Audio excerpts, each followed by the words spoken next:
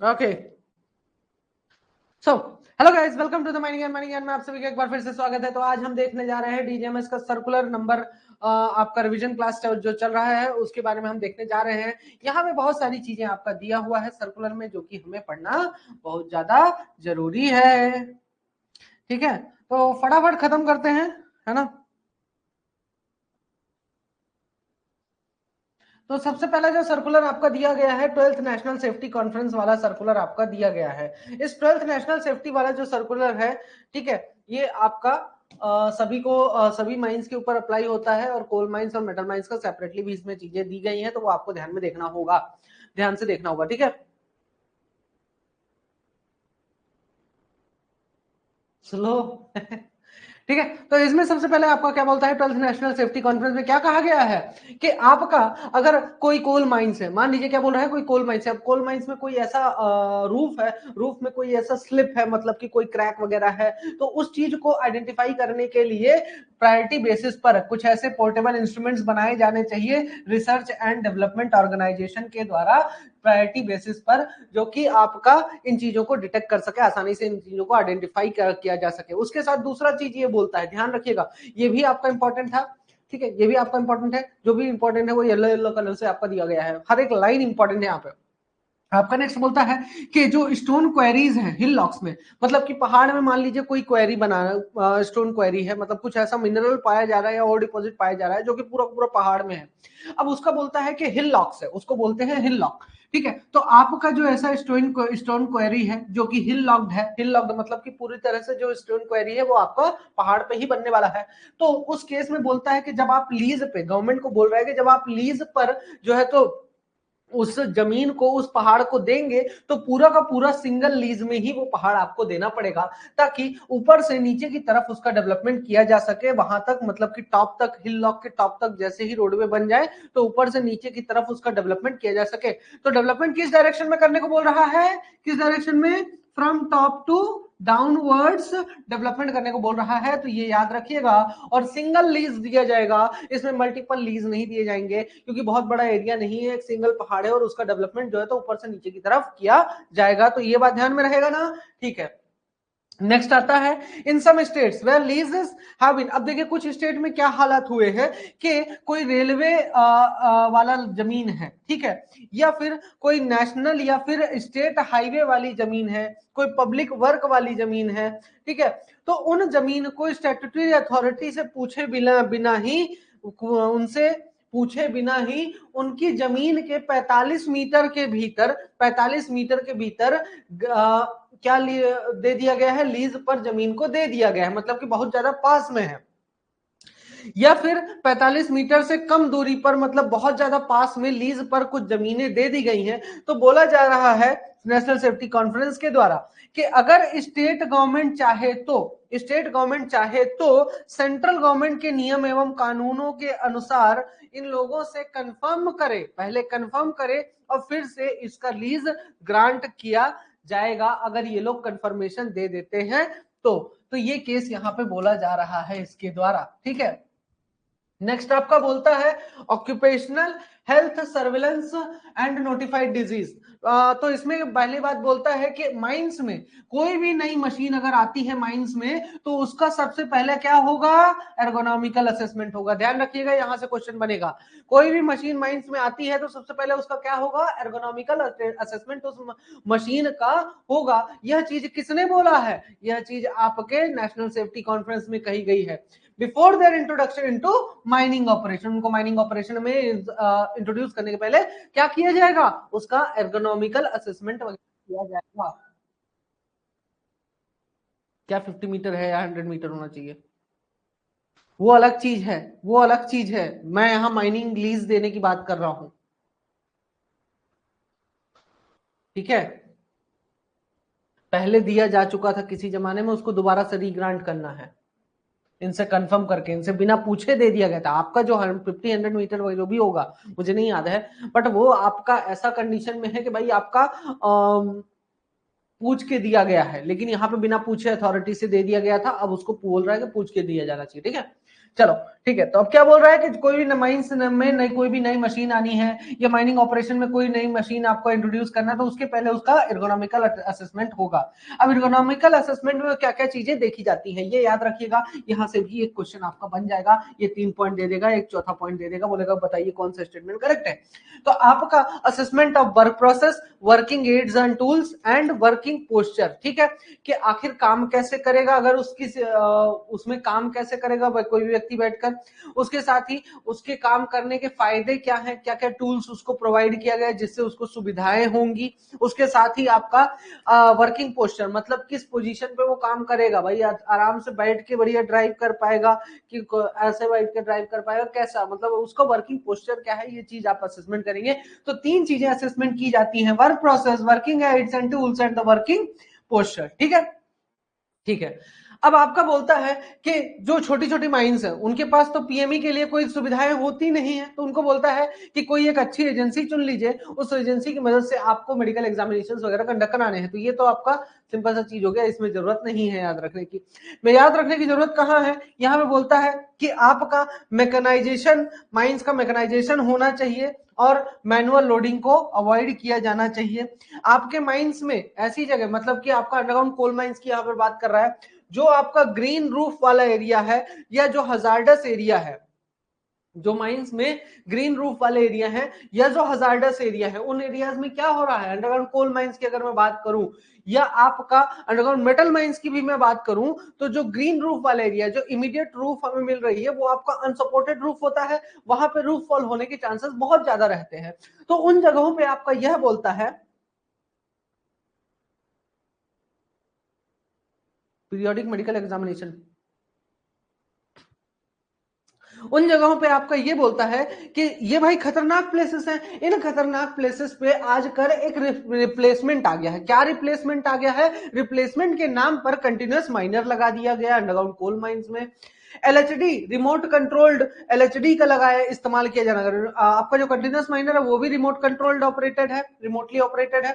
वहीं पे आपका जो एलएचडी वगैरह है वो मेटल माइंस में यूज होता है, वो भी रिमोटली ऑपरेटेड है। तो वहां पर वर्कर्स को जाने की जरूरत नहीं पड़ती है, मशीन को रिमोट से ऑपरेट करके लेकर जाते हैं, लोडिंग करते हैं, लेके मटेरियल चले आते हैं।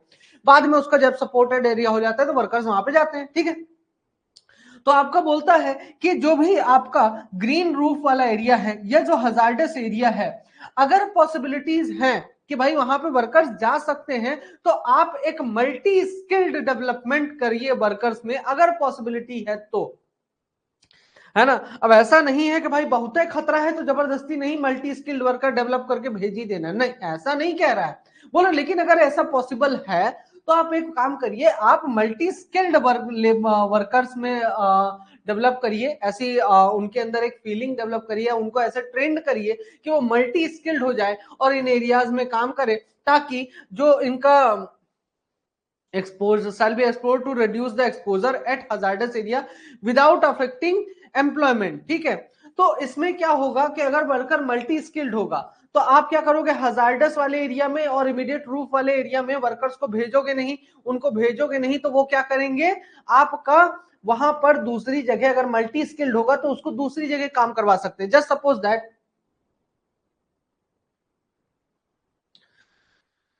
अप्रोक्सीमेटली 1.5 मीटर का जितना आपका ब्लास्ट हो, तो ब्लास्ट होता है ना, जो इमीडिएट रूफ दिखता है, जो ब्लास्टिंग के बाद तुरंत ही दिखता है, और फेस से 1.5 मीटर तक। हाँ, तो आपको बोलता है कि वर्कर्स अगर मल्टी स्किल्ड है, तो जो वर्कर देखो अभी तक कहां पर काम कर रहा था, हजार्डस एरिया और आपका रूफ वाले ग्रीन रूफ वाले एरिया में अगर कोई वर्कर काम कर रहा था, आपने नई मशीन लाई, कंटिन्यूअस माइनर लगा दिया, अब वो वर्कर वहां पे काम करेगा क्या, नहीं, वो तो अनएम्प्लॉयड हो जाएगा। तो उसको मल्टी स्किल्ड बनाना है, मतलब अगर उसको कंप्यूटर चलाते आता है, चलो भाई तुम कंप्यूटर चलाने बैठ जाओ। जैसे बहुत सी माइंस में ऐसा होता है कि जो जनरल मजदूर की पोस्ट पे जो वर्कर आता है, तो जरूरी नहीं है उससे जनरल मजदूर का ही काम कराया जाए, उसको जो है तो अगर कंप्यूटर चलाना आता है तो उसको बकायदा ऑफिस में बैठाया जाता है, उस पोस्ट पे रखा जाता है, क्लर्क की पोस्ट पे रखा जाता है। तो ये चीजें करने से क्या होगा, वर्कर्स में मल्टी स्किल्ड डेवलप करने से क्या होता है आपका, कि वो और भी ज्यादा अच्छे से काम कर पाते हैं, है ना, उनका मतलब नौकरी जाने के खतरे कम रहते हैं, ठीक है। Small scale mining, small scale mining में बोलता है कि आपका जो भी लीज ऐसा ग्रांट किया जा रहा है स्टेट गवर्नमेंट के द्वारा, ठीक है, तो स्टेट गवर्नमेंट क्या करेगी, एक यूनिक आइडेंटिफिकेशन नंबर लॉन्च करेगी। क्या बोल रहा है स्टेट गवर्नमेंट को, कि स्टेट गवर्नमेंट जिस भी अथॉरिटी को लीज ग्रांट करेगी तो वो क्या करेगा, एक यूनिक आइडेंटिफिकेशन नंबर जो है तो उसको असाइन करेगी जिसको भी लीज ग्रांट किया जा रहा है, और उस यूनिक आइडेंटिफिकेशन नंबर जो है ये सभी को रेफर किया जाएगा, सेंट्रल और स्टेट अथॉरिटीज को रेफर किया जाएगा, ठीक है, ताकि एडमिनिस्टर किया जा सके, सभी की जानकारी एक जगह पे डाटा इकट्ठा किया जा सके, ठीक है।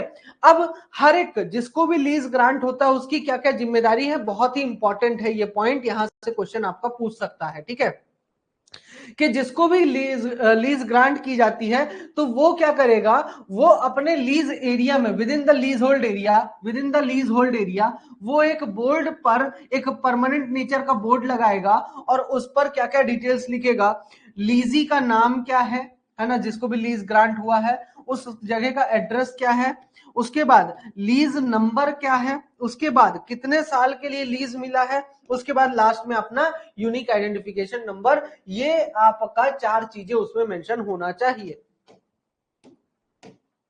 नेक्स्ट आता है आपका surface and underground transport machinery, है ना। अब आपका सबसे पहले एचएमएम के सेफ्टी फीचर्स की बात किया गया है कि अगर बड़ी माइंस है तो वहां पे जीपीएस और जीएसएम बेस्ड नेविगेशन सिस्टम होना चाहिए, ठीक है। उसके बाद नेक्स्ट आपका बोलता है कि वर्कर्स का स्किल डेवलपमेंट और ट्रेनिंग की बात करता है, तो बोलता है कि जितने भी वर्कर्स है उनका आपको ट्रेनिंग प्रोवाइड कराना है, जितने भी ऑपरेटर्स है उनको ट्रेनिंग प्रोवाइड कराना है, ट्रेनिंग आपको प्रोवाइड कराने के लिए या फिर उससे जुड़े हुए जो स्टाफ है उनको ट्रेनिंग प्रोवाइड कराना है, ठीक है। अब ट्रेनिंग कहां पे प्रोवाइड कराएंगे, या तो सिमुलेशन वाला ट्रेनिंग प्रोवाइड कराएंगे या फिर 3D वर्चुअल रियलिटी वाला सिस्टम वाला आपको ट्रेनिंग प्रोवाइड कराना है।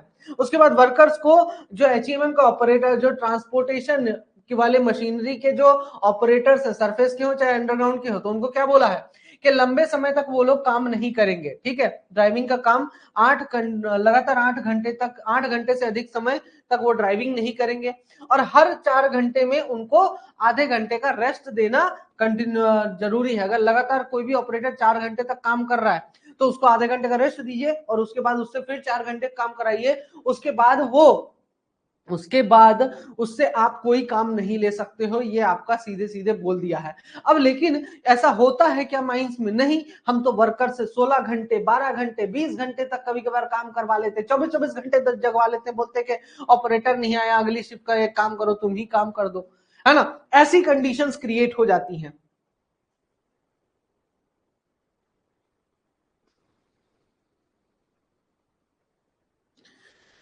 ठीक है। हाँ, तो ऐसी कंडीशंस जब क्रिएट हो जाती हैं तो इसी के लिए आपका नजर कैसे रखेगा, भाई इसने कानून तो दे दिया कि 8 घंटे से ज्यादा कोई काम नहीं करेगा, हर 4 घंटे में 4 घंटे काम करने के बाद आधे घंटे का रेस्ट करेगा, उसके बाद 4 घंटे फिर काम करेगा।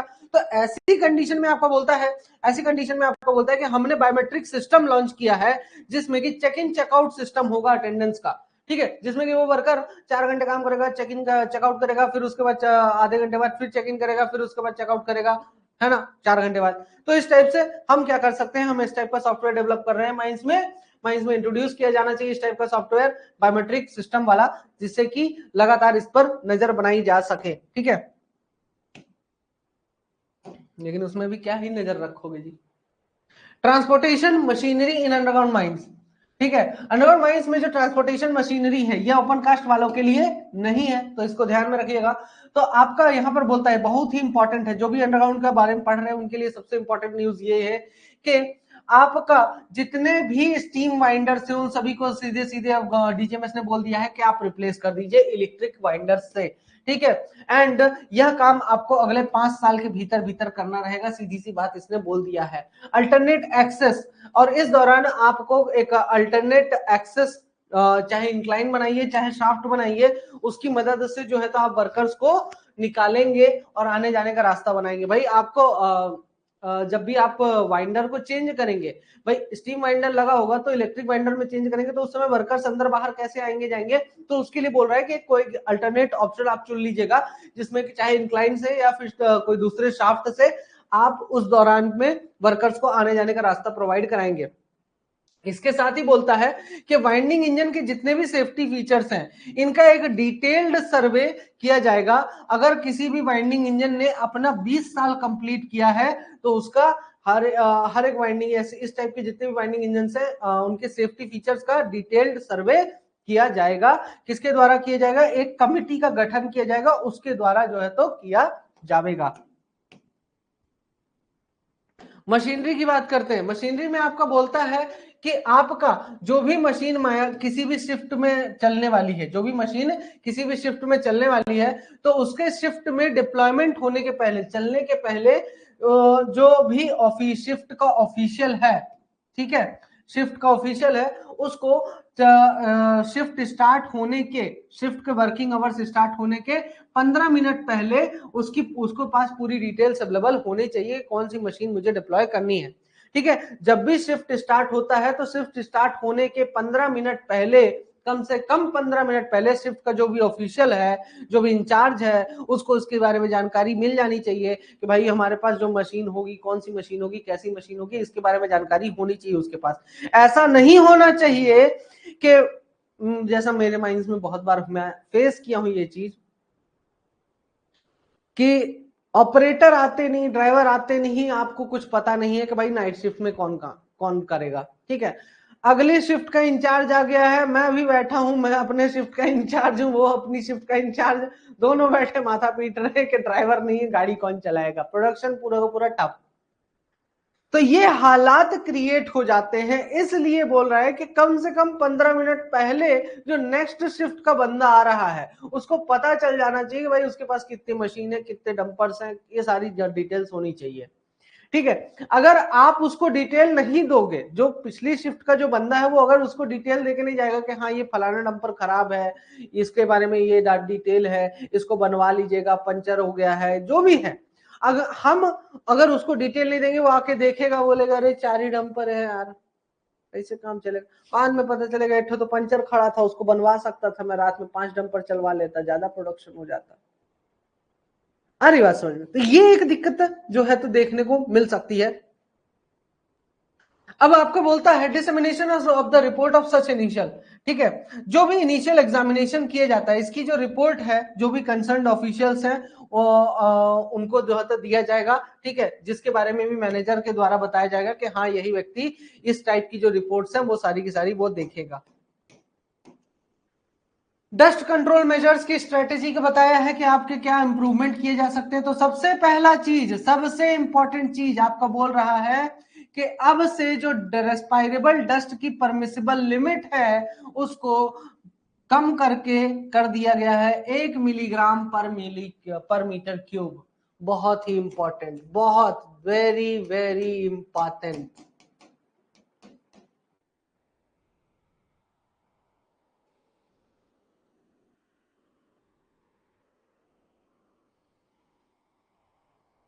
नालको में होता है, 15 मिनट पहले मिल जाता है।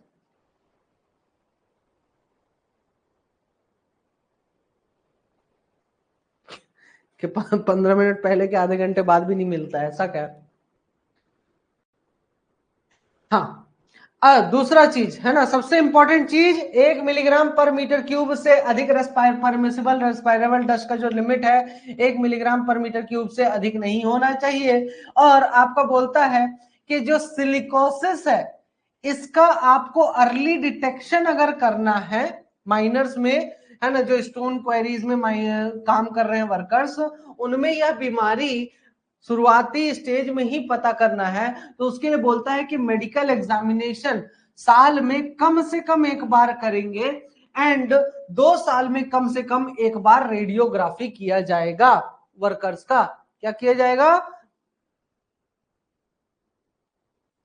2 साल में एक बार रेडियोग्राफी से चेस्ट रेडियोग्राफी जो है तो 2 साल में एक बार किया जाएगा और साल में एक बार वर्कर्स का मेडिकल एग्जामिनेशन होगा, ताकि स्टोन क्वेरीज में जो वर्कर्स काम कर रहे हैं उनको सिलिकोसिस की बीमारी हुई है या नहीं हुई है इसके बारे में आपको अर्ली स्टेज पर ही पता चल जाए। तो आपका यहां वो बोलता है कि आपके कंपनी में जितनी भी कंपनियां हैं उन कंपनी में ये एक सर्विस प्रोवाइड करानी है कि उनके पास कम से कम कम से कम, वेरी वेरी इंपॉर्टेंट, कम से कम एक डॉक्टर होना चाहिए, ठीक है, OH, qualified in OH, qualified in OH क्या होगा?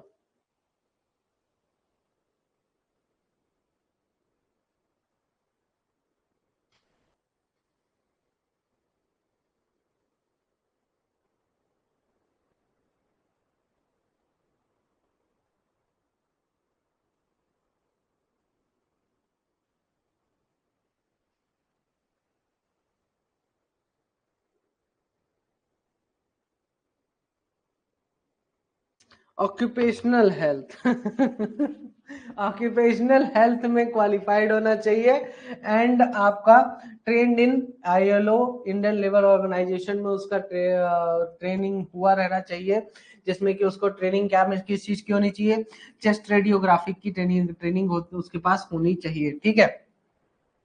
इसके साथ ही DGMS भी अगर जरूरत पड़ता है तो DGMS की भी ये जिम्मेदारी बनती है कि वो इस प्रकार की ट्रेनिंग प्रोवाइड कराए। देखा, DGMS को लपेट दिया ना।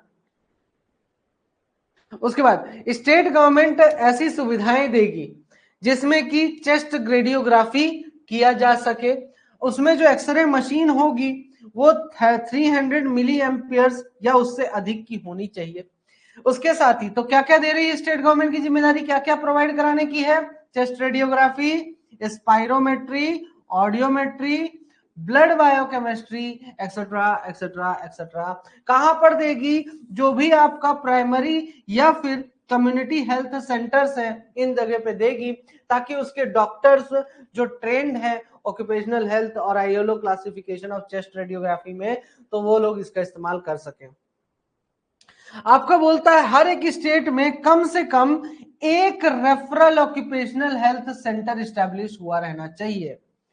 हर एक स्टेट में कम से कम एक क्या होना चाहिए, referral occupational health centre establish होना चाहिए, कम से कम एक हर एक स्टेट में।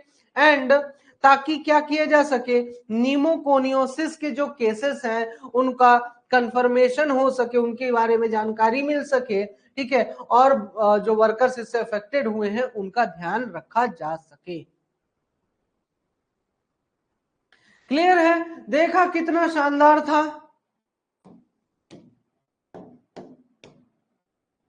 Strategies for diseases prevention in coal mines, ठीक है।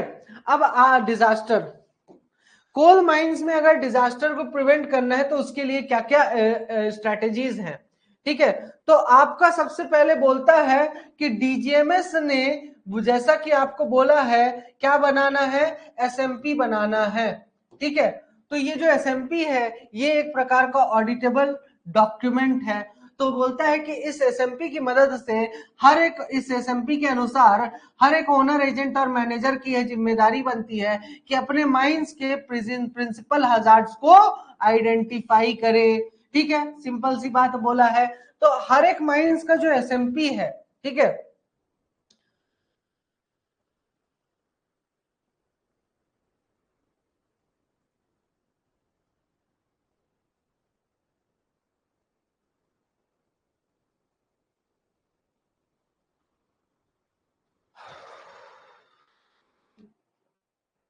एक सेकंड,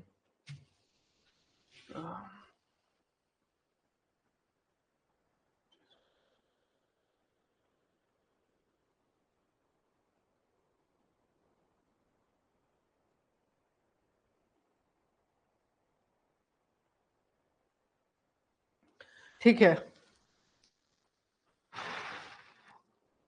हाँ, तो बोलता है कि हर एक माइंस का जो SMP है उसमें प्रॉपर्टी को क्या डैमेज हुआ उसके बारे में आपको नहीं बताना है, प्रॉपर्टी को क्या लॉस हुआ या कोई इंजरी हुई उसके बारे में नहीं बताना है, बट आपको यह बताना है SMP में कि जो भी आपका इंजरी या लॉस या फिर प्रॉपर्टी में कोई दिक्कत हो रहा है, डैमेज वगैरह हो रहा है, तो उसके कारण जो आपके पर्सन्स और प्रॉपर्टी माइंस की है उस पे क्या प्रभाव पड़ रहा है इसके बारे में बताना है।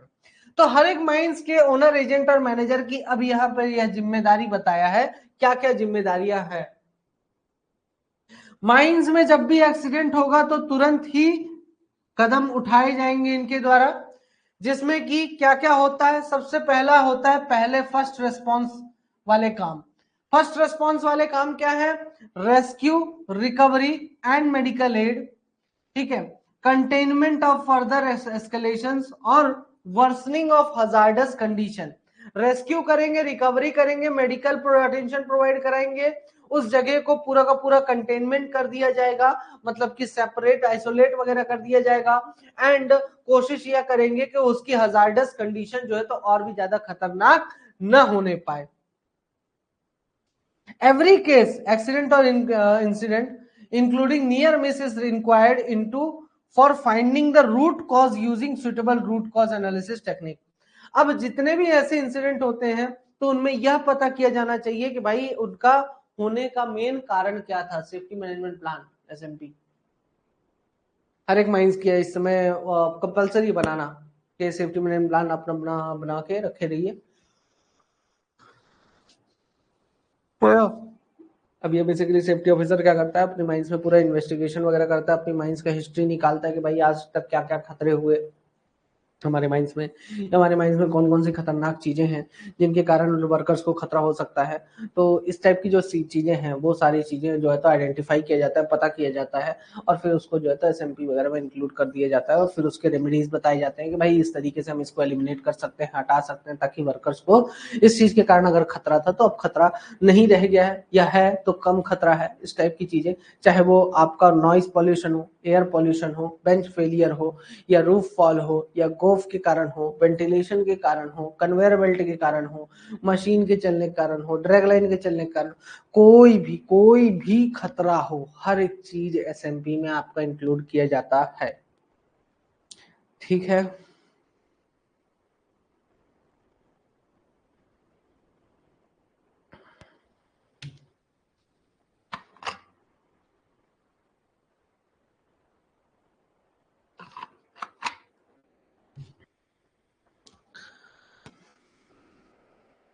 ठीक है।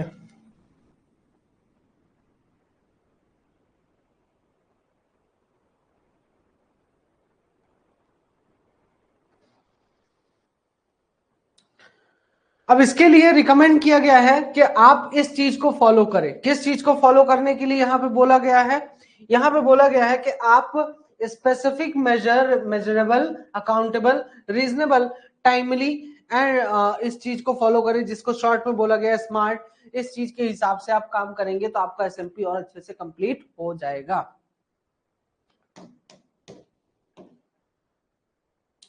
नेक्स्ट है आपका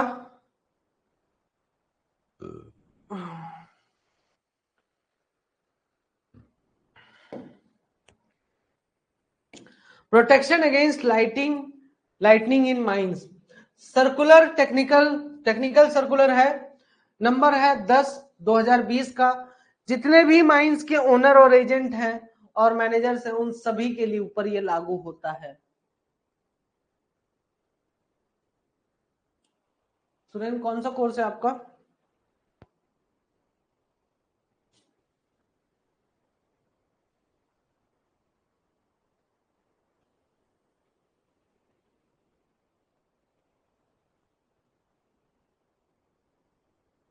बीसीसीएल अपलोड कर दूंगा आज आज या कल तक में। संडे है कल, तो मैं फ्री रहूंगा, तो मैं जितना भी जिसका जहां जहां जैसा जैसा बचा हुआ है, छूटा हुआ है, अपलोड नहीं है, तो मुझे बता देंगे तो हो जाएगा। बाकी सर्कुलर है और जितनी क्लासेस ले रहा हूँ तो उनका तो मैं अपलोड करूंगा ही करूंगा। बाकी जो छूट रहा है उसका भी बता दीजिएगा, ठीक है, ताकि एक हफ्ते का तक आपको किसी प्रकार से जरूरत ना पड़े। फिर एक हफ्ते बाद फिर जो होगा फिर मुझे बता दीजिएगा, फिर उसे अपलोड कर दिया जाएगा। बाकी रेगुलर बेसिस पे तो अपलोड होता ही रहता है, मैं अपने से सोच सोच के थोड़ा बहुत डालता ही रहता हूँ। कुछ कुछ कोर्सेस में जिनमें कोई एक्टिविटी नहीं हो रही है तो उनमें आप बता सकते हैं। चलो मैं अपलोड कर देता हूँ आज।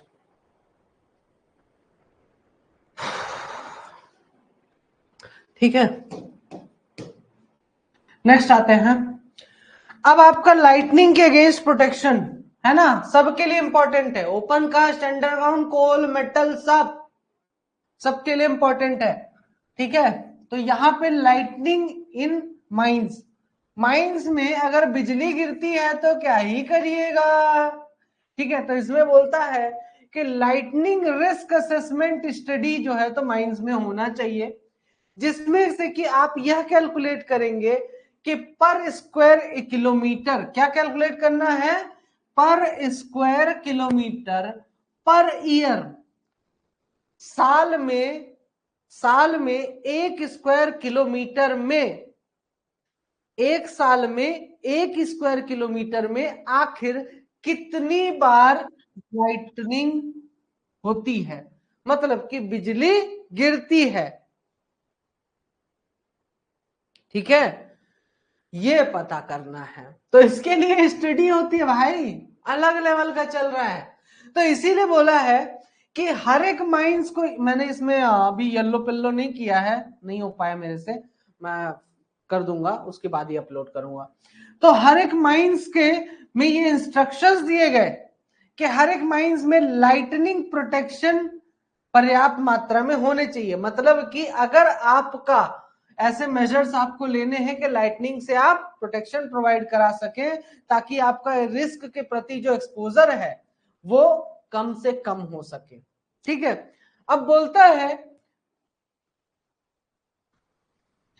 आपको यह इक्विपमेंट, लाइटनिंग से प्रोटेक्शन वाले इक्विपमेंट कब प्रोवाइड कराने हैं, कब प्रोवाइड कराने हैं, कब प्रोवाइड कराने हैं, अगर अगर आपका माइंस जहां पर है, आपका माइंस जहां पर है वहां पर स्क्वायर किलोमीटर पर ईयर 10⁻⁻⁵, 10⁻⁻⁵ से अधिक अगर लाइटनिंग फ्लैश कर रहा है तो। ठीक है, कितने, 1 10 100 1000 10,000 लाख, 1 लाख में से एक बार भी अगर लाइटनिंग आपके एरिया में चमक रही है तो तो तो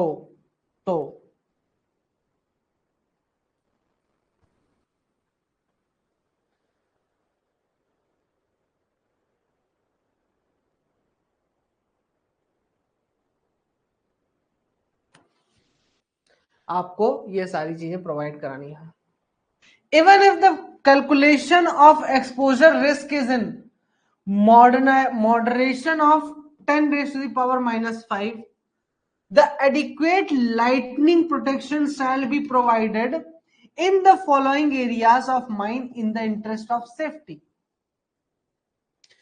अगर मान लीजिए इतना ज्यादा हाई रिस्क नहीं है, लोअर रिस्क है, मॉडरेट रिस्क वाला एरिया है, तो वहां पर भी आपको सेफ्टी प्रोवाइड करानी है। तो बोलता है कि where large number of people congregate, जहां पर बहुत सारे लोग इकट्ठा होते हैं, या फिर आपका जहां पे ब्लास्टिंग ऑपरेशन होता है वहां पे आपको, मतलब मॉडरेट रिस्क है ना, तब भी आपको लाइटिंग प्रोटेक्शन मेजर्स लेने ही होंगे।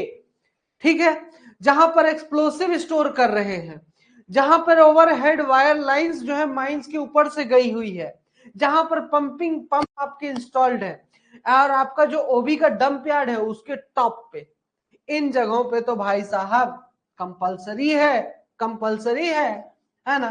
तो इनको याद रख लीजिएगा, रटा होना चाहिए ये पॉइंट्स। ये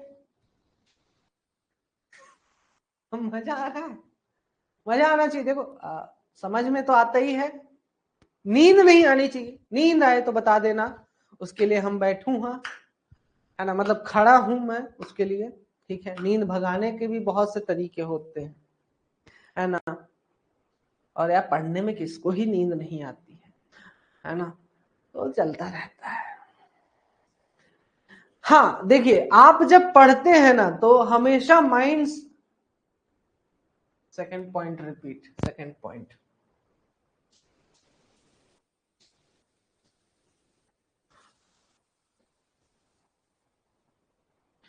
कुछ ना कहो, कुछ भी ना कहो, कुछ ना कहो, कुछ भी ना कहो, क्या कहना है। It is interested. कुछ गलत बता दिया क्या? Instructed that the mine shall mandatorily be equipped with adequate lighting protection in the event of measure of exposure risk. That is, expected number of lightning flashes per square kilometer per year coming in excess of 10 raised to the power -5.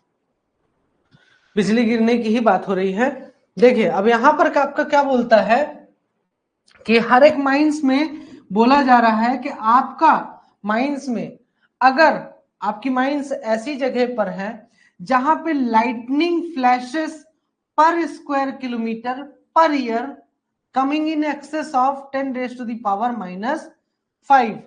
ठीक है, आपके mines का आपकी mines ऐसी जगह पे situated है जहां पे हर एक स्क्वायर किलोमीटर पर, हर एक 1 किलोमीटर स्क्वायर के एरिया में आपका हर साल पर ईयर, हर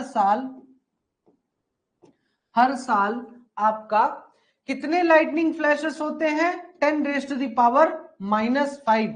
मतलब 1 लाख में से एक फ्लैश अगर आता है या उससे अधिक आता है, 1 लाख फ्लैशेस में से, मतलब कि भाई लाइटनिंग कितना है, एक ये रेशियो टाइप से बोल दिया है कि लाइट, बिजली चमक तो रही है, क्या हर एक बिजली गिरती है? क्या हर एक बिजली गिरती है? नहीं, बिजली तो एक आध बार ही गिरती, जैसे हमारे एरिया में बिलासपुर में कल गिरी थी, है ना, तड़तड़ा के गिरी थी भाई, नेक्स्ट लेवल था। वहीं पे यहाँ पे कम है, लेकिन सतना जहां मैं पहले रहता था वहां पे आपका आए दिन बिजली गिरती रहती थी। मतलब साल में मान के चलिए कि आपका बिजली जितनी भी चमक रही है, जितनी भी लाइटनिंग फ्लैशेस हो रहे हैं, उसमें से कम आपका एक महीने के अंदर 2 से 3, अगर बारिश का मौसम है तो 3 से 4 बार बिजली गिरती ही गिरती थी, ज्यादा भी हो जाती थी। ये तो ऑन एन एवरेज आ गया एक महीने का, इतनी बिजली गिरती है। तो वही बोल रहा है कि आपका एरिया अगर ऐसा है कि 1 लाख में से एक बार या उससे अधिक, एक बार से अधिक, उससे एक बार नहीं, एक बार से अधिक अगर बिजली गिरती है तो आपके माइंस में बोला जा रहा है कि लाइटनिंग प्रोटेक्शन मेजर्स आपके माइंस में होने चाहिए। अगर आपका एक्सपोजर रिस्क बहुत ज्यादा है तो एक्सपोजर रिस्क ज्यादा कब होगा?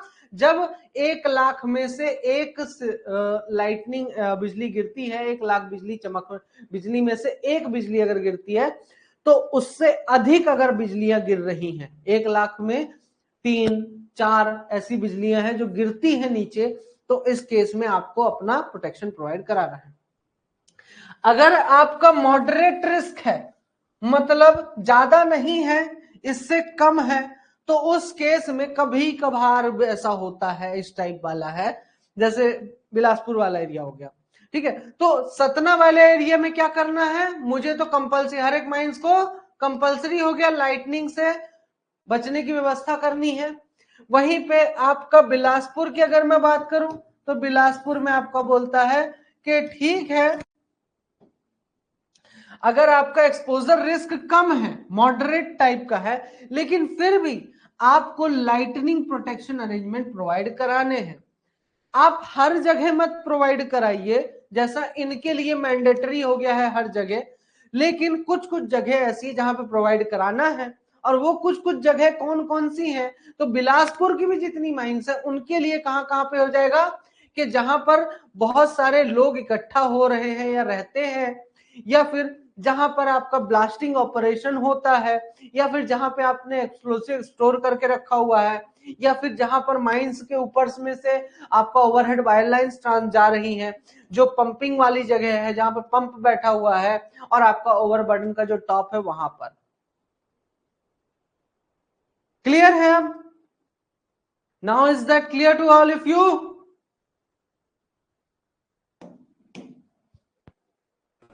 देखा?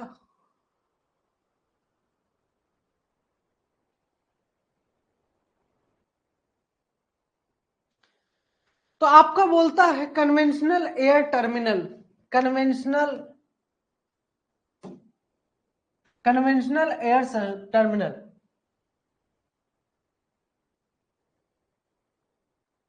ये एक बार देखना पड़ेगा यार, मुझे याद नहीं आ रहा है।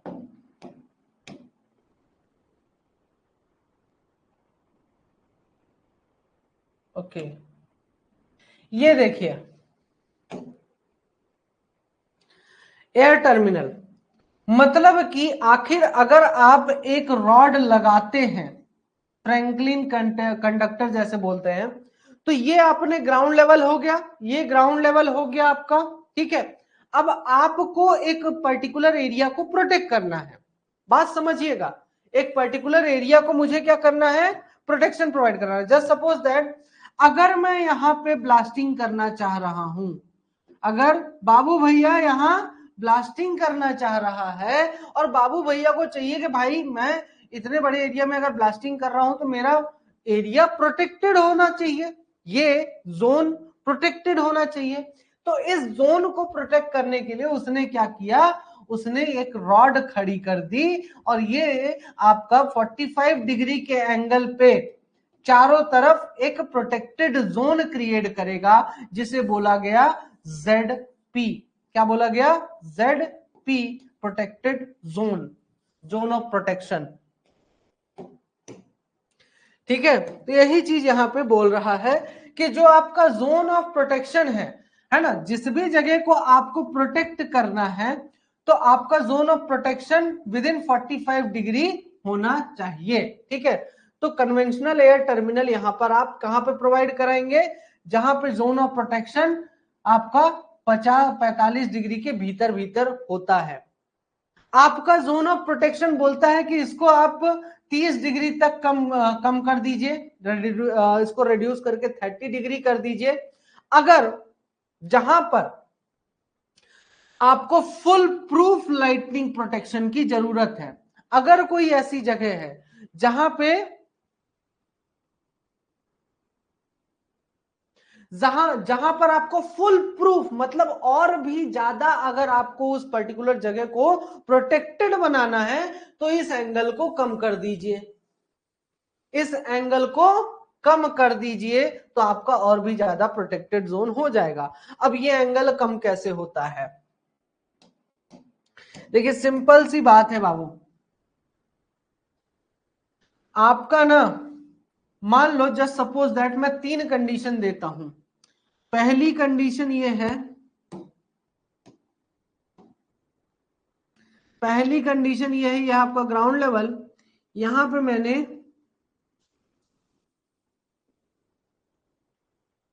ये आपका ग्राउंड लेवल, इसी ग्राउंड पे मैंने 3 खंभे गाड़े हैं, ठीक है। एक खंभा नंबर 2 ये हो गया, नंबर 2 ये हो गया, ठीक है। और नंबर 1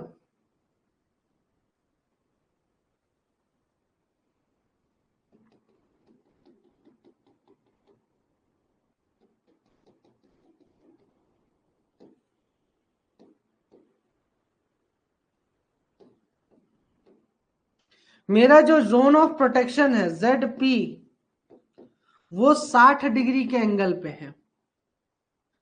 यहां पे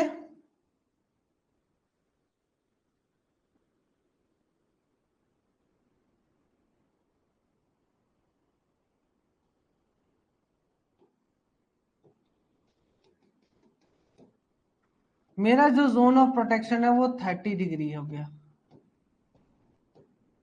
ज्यादा सेफ मैं किस में होऊंगा, ज्यादा सेफ कौन सा है, ज्यादा सेफ तो आपका ये है, एक्सट्रीमली सेफ।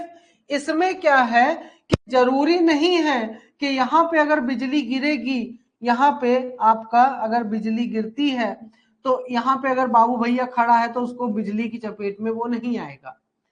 हो सकता है ये कंडक्टर, हो ध्यान से सुनिएगा, हो सकता है ये कंडक्टर इसको अपनी तरफ अट्रैक्ट करे या हो सकता है ना भी करे। भाई बिजली जब गिरती है तो क्या होता है, एक कंडीशन मैंने एक्सपीरियंस किया था, सतना में बहुत बिजली कड़क रही थी उस दिन, मार्केट गया था एटीएम से पैसे निकालने।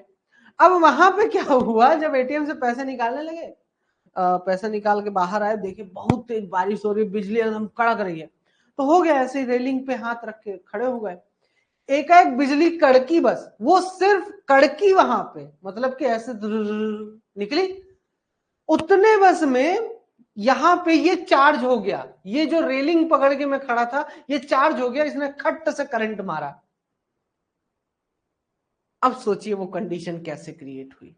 मतलब कहीं ना कहीं बिजली में अगर मान लीजिए, बिजली कब निकलती है, ये जो थंडरिंग होती है, ये जो आपका थंडरिंग होता है, ठीक है, ये जो बिजली कड़कती है, तड़ा तड़ा आती है, ये क्यों आती है जमीन की तरफ, क्योंकि इसके पास कुछ ना कुछ मान लीजिए पॉजिटिव चार्ज है, पॉजिटिव चार्ज है।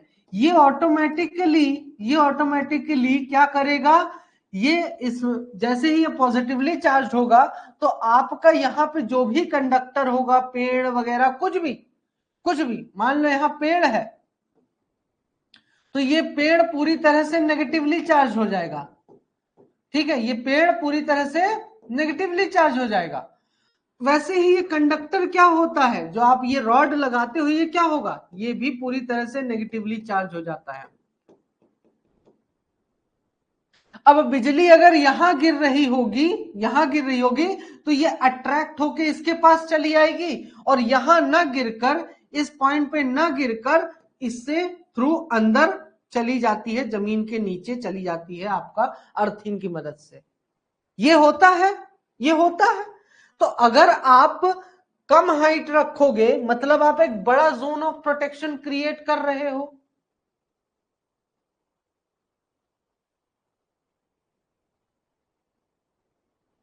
बड़ा जोन ऑफ प्रोटेक्शन आप क्रिएट कर रहे हो। जब बड़ा जोन ऑफ प्रोटेक्शन आप क्रिएट करोगे, तो उस केस में क्या होगा, उस केस में क्या होगा कि आपका हो सकता है ये अट्रैक्ट करे, या हो सकता है अट्रैक्ट ना भी करे, ठीक है। ये थोड़ा मुझे इसका हाइट वगैरह वाला डाउट है, ठीक है, हाइट का मुझे थोड़ा डाउट है कि ये 30 डिग्री इसमें होगा कि 60 डिग्री 30 डिग्री उसमें होगा, तो मैं एक बार कंफर्म करके कल आपको बताता हूँ, ठीक है। बाकी जोन ऑफ प्रोटेक्शन समझ गए ना, कि हाइट मतलब ये आपका एंगल की मदद से, मुझे मेन मकसद था जो एंगल दिया है ना डीजीएमएस ने, उस एंगल को आप समझिए, उस एंगल को आपको समझना है, ठीक है। अब कम हाइट पे भी होगा कि ज्यादा हाइट पे होगा ये एंगल, तो मुझे एक बार देखना पड़ेगा, ठीक है, रिसर्च पेपर देखने पड़ेंगे, उसके बाद ही मैं बता पाऊंगा, ठीक है। बाकी ये एंगल समझ में आया कि बड़ा एरिया अगर होगा, अगर बड़ा एरिया होगा, तो उस केस में आपका दिक्कत है भाई, बिजली आपके ऊपर गिर सकती है। लेकिन अगर कम एरिया होगा, जोन ऑफ प्रोटेक्शन वाला जो एरिया है वो कम होगा, तो उस केस में आपका बिजली गिरने के चांसेस कम से कम रहते हैं, ठीक है। ठीक है, शायद अभी क्लास है कुमार सर की, तो यहाँ